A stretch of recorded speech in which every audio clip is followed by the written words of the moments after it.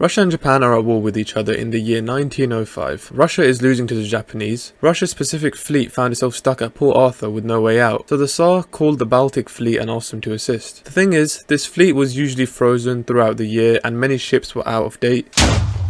Russia was also short of holdings or ports in Africa, which is the route they would have to take. Also, much of the crew was very inexperienced and frankly a bit clueless. As the fleet sets out, the crew keeps thinking they're going to be ambushed by Japanese cruisers and torpedo boats. There were also many false alarms about spotting Japanese ships in the fog. When they approach Britain, they see some fishing trawlers hanging about. I mean, the Russians just go crazy. Some get ready to fend off boarding ships, others lie prone on the ship because they have no idea what these fishing trawlers are doing. Then the whole fleet opens fire.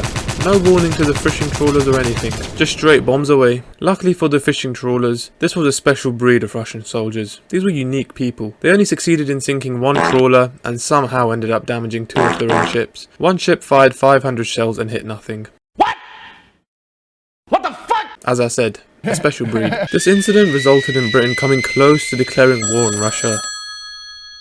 Go out of here, none. I'm gonna get my Aprilla out and do burnouts on your front lawn, and then I'm gonna chuck mud bombs at your nan's windows, you silly bastards. Shit. Tersi blawod idiots. Im sorite mistakias ya urtraulers for panisi. However, very surprisingly, Britain actually didn't declare war for once, and they just denied the Russians passage through the Suez Canal. This threw a spanner in the works for the Russians because they now had to take a different route around Africa.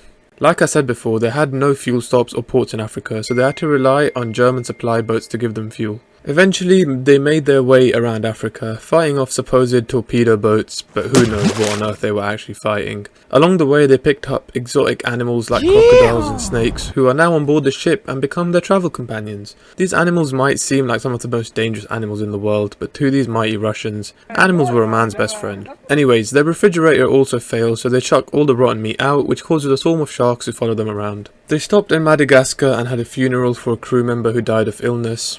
Rest in peace. During the gunnery salute, a live shell was accidentally fired and hit their own cruiser Aurora. They had shooting practice against a stationary target. They only got one hit, on the ship, towing the target. They finally got close to Japan, and the admiral decided to make a sneaky play and enter Vladivostok between Japan and Korea in the dark. This bit is my favourite. All the ships in the fleet turned their lights off except for a hospital ship called Orel. As they are crossing, a Japanese ship spots Orel and comes closer to investigate it. They conclude it could be part of a bigger fleet. Orel, however, thinks that the Japanese ship is a Russian ship and signals it to be cautious about the rest of the Russian fleet.